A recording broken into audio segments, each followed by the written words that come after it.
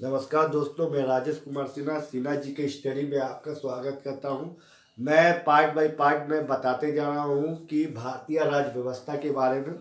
मैं आज जो बताने जा रहा हूं भारतीय राज्य व्यवस्था पार्ट 7 में बताने जा रहा हूं, 7वां भाग में बताने जा रहा हूं कि भारत के उच्च न्यायालय एवं स्थापना वर्ष। तो मैं पिछले वीडियो में भी भारत के उच्च न्यायालय एवं स्थापना वर्ष के बारे में बताया था, लेकिन मैंने बताया था कि 18 तक बताया था। अब मैं बताने जा रहा हूँ 19 से 24 तक भी। ठीक है, तो भारत के उच्च न्यायालय एवं स्थापना वर्ष के बारे में मैं यहाँ पूरे चर्चित रूप में मैं चर्चा करने जा रहा हूँ। उच्च न्यायालय स्थापना वर्ष। ठीक है, छत्तीसगढ़ छत्तीसगढ़ का स्थापना कब हुआ था? उच्च न्यायालय का 1 नवंबर 2000 में हुआ था। उत्तराखंड का इस उच्च न्यायालय की स्थापना कब हुआ था? 9 नवंबर 2000 को हुआ था। फिर उसके बाद आता है झारखंड। झारखंड का स्थापना वर्ष, मतलब उच्च न्यायालय का स्थापना वर्ष कब हुआ था? 15 नवंबर 2000 को हुआ था। इसमें छत्तीसगढ़, उत्तराखंड और झारखंड, तो सबका जो स्थानीय वर्ष है, स्थापना वर्ष है, वो हम लोग का 2000 दिया हुआ है। लेकिन हम लोग को महीना भी तीनों क्या दिया है? नवंबर दिया है। लेकिन इसमें डे जो है, दिन है, अलग अलग दिए हुए हैं। तो छत्तीसगढ़ का 1 दिया हुआ है, उत्तराखंड का 9 दिया हुआ है और झारखंड का 15 दिया हुआ है। अब मैं आगे बढ़ते हुए इसको पूरा करता हूँ। मेघालय का स्थापना वर्ष कब हुआ था? 15 मार्च 2013 को हुआ था। कब हुआ था मेघालय का? 15 मार्च 2013 को हुआ था। अब आता है 23वां नंबर में मणिपुर का उच्च न्यायालय की स्थापना कब हुआ था? 25 मार्च 2013 को हुआ था। कब हुआ था मणिपुर का उच्च न्यायालय की स्थापना? 25 मार्च 2013 को हुआ था। त्रिपुरा का उच्च न्यायालय की स्थापना कब हुआ था? 26 मार्च 2013 को हुआ था। ठीक है, इसमें भी सेम वही है। इसमें 2000 दिया हुआ था, इसमें 2013 दिया हुआ। मेघालय, मणिपुर, त्रिपुरा, तो मेघालय या मणिपुर, त्रिपुरा का 2013 दिया हुआ है। तीनों का 2013 दिया हुआ है। इसमें भी महीना मार्च दिया हुआ है। तीनों का मार्च दिया हुआ, मैंने मेघालय, मणिपुर, त्रिपुरा, तीनों का मार्च दिया हुआ है। लेकिन इसमें दिन डे अलग दिया हुआ है। 15 दिया हुआ है मेघालय का, मणिपुर का 25 दिया हुआ है, त्रिपुरा का 26 दिया हुआ है। अब मैं भारत के उच्च न्यायालय व स्थापना वर्ष को समाप्त करता हूँ। अब मैं आगे बढ़ता हूँ। ठीक है, आगे बढ़ते हुए मैं इसे पूरा करता हूँ। 8वीं अनुसूची एवं सम्मिलित भाषाएं।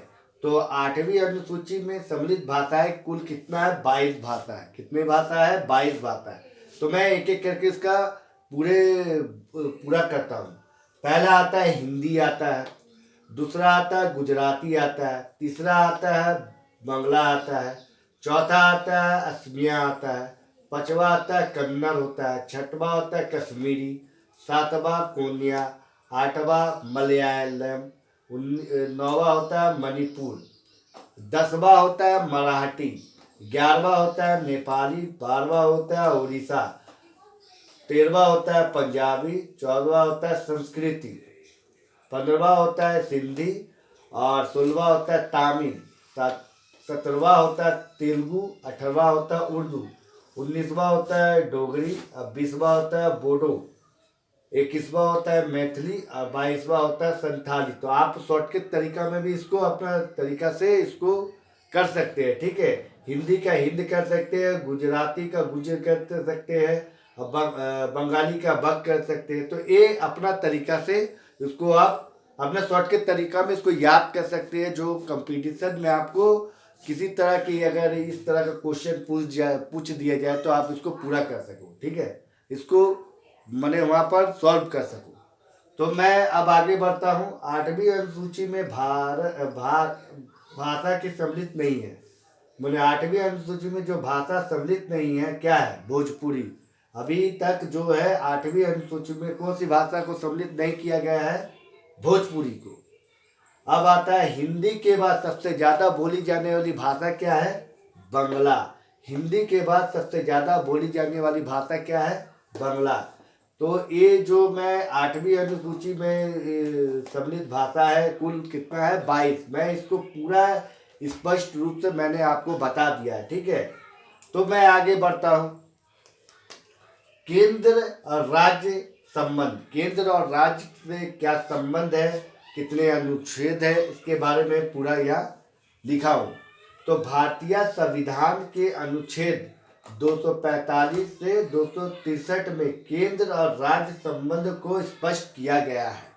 तो अगर कोई पूछेगा, अगर क्वेश्चन आते कि भारतीय संविधान के जो है केंद्र राज्य संबंध के स्पष्ट क्या है किया गया है, तो अनुच्छेद 245 से 263, तो उसको अनुच्छेद को पूरा किया गया है। ठीक है, अब आता है दूसरा नंबर में आता है संघवाद के। संघवाद माने एक साथ जुड़ना, जो जितने भी संघवाद होते हैं, लोगों होते हैं, जो हम लोग के नेता हो या उप मुखिया हो, जो हो, एक साथ जो जुड़ते हैं। एक एग्जाम्पल मैंने बताने जा रहा हूँ, तो उसको संघवाद कहते हैं, एक साथ जुड़ना।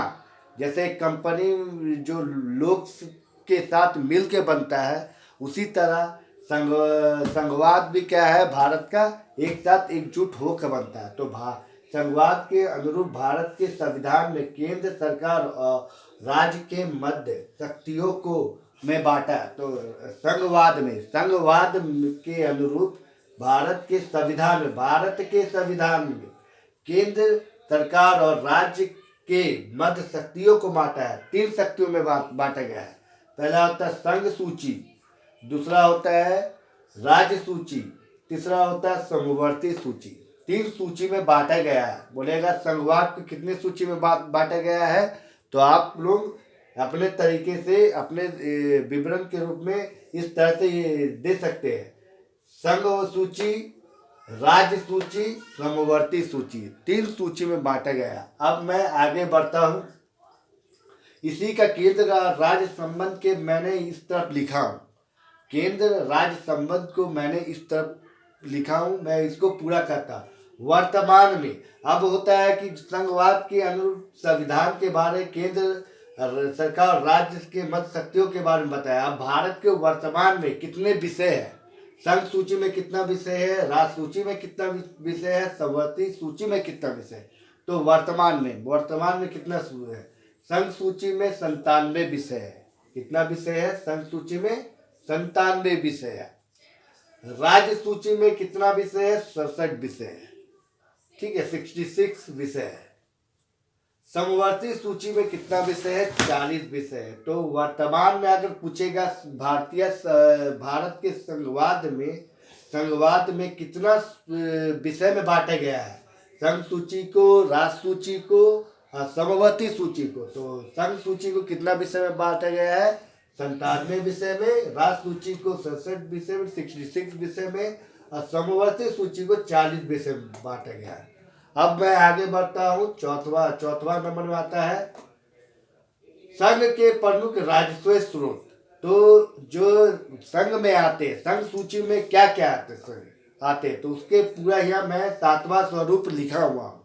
तो पहला आता है निगम कर, दूसरा आता है सीमा शुल्क, निर्यात शुल्क, विदेशी रेल शुल्क, रिजर्व बैंक, शेयर बाजार।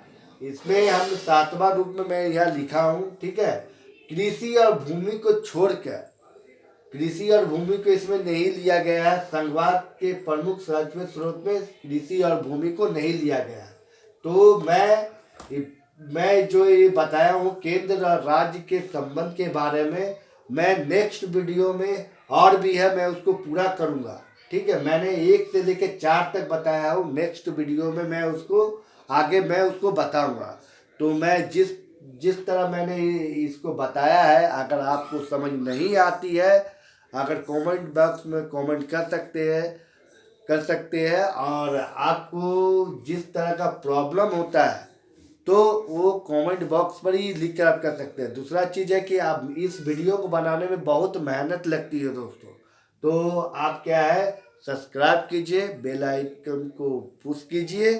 तो मैं क्या हूँ कि आप करोगे तो क्या है कि आगे चल के क्या है, ये जितने मैं बताया हूँ तो लोगों के पास ये जाएंगी। ठीक है, जिससे लोगों को इसके बारे में पूरा जागरूक होगी, जानकारी मिलेगी। एक तरह से जीके है, लेकिन लोगों को जीके में समझने के लिए मैं ये बहुत बहुत मैं इजी तरीका से मैंने बताया। तो मैं इस वीडियो को समाप्त करता हूँ। फिर मैं नेक्स्ट वीडियो 8वां पार्ट में लेकर आऊँगा। तो मैं इस वीडियो को समाप्त करता हूँ।